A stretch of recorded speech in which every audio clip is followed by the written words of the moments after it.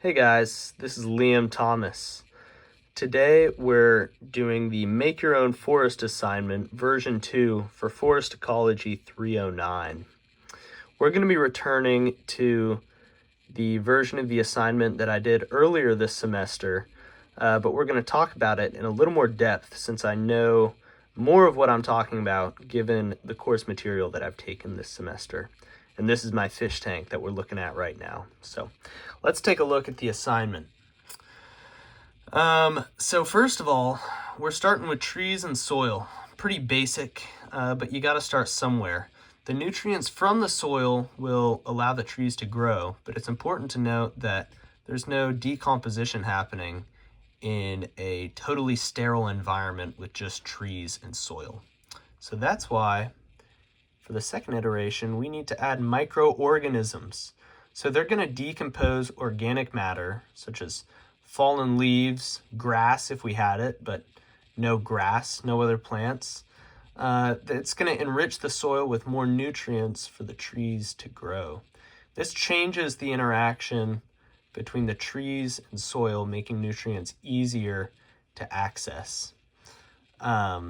Now, really, we need more than just trees, though, because the whole ecosystem can't function very well if there's only one kind of plant. So next, we're going to add grass. It grows in the soil in places where the trees don't block the sun. It's pretty important. It'll create more habitats for other organisms, even though we don't have any, besides microorganisms. So this grass will slow the process of erosion. As rain comes in, which we haven't added yet, but obviously in real life, rain is always there, and grass holds the soil together so that trees have a more stable base to grow upon. Without grass or other plants, the soil is just going to wash away into creeks, rivers, and the trees will end up sliding down into those rivers over time. So let's look at the fourth iteration now. Now we've added sheep, our first real animal. Really, you could add any prey animal. Later we'll add a predatory animal to balance things out. But this sheep, and we've got multiple.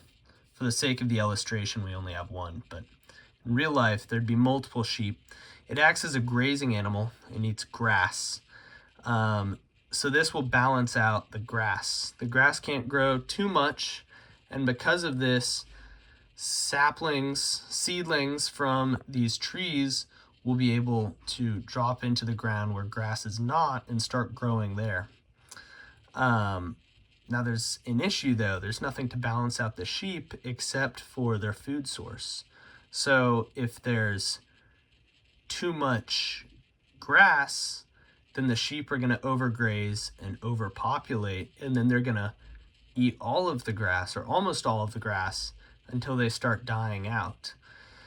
And then the grass is going to start coming back when there are too few sheep to fully graze the grass. So it's a very wide swinging range of too many sheep, too much grass, back and forth.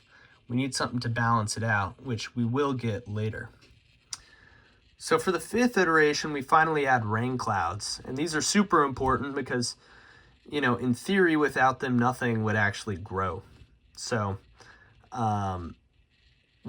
this rain provides water to plants, and the water is actually what allows the roots to take up nutrients. If you had no water, then the roots would just be going through dry ground looking for water, which if there is none, then they die pretty quickly. So you need this. The grass can also grow.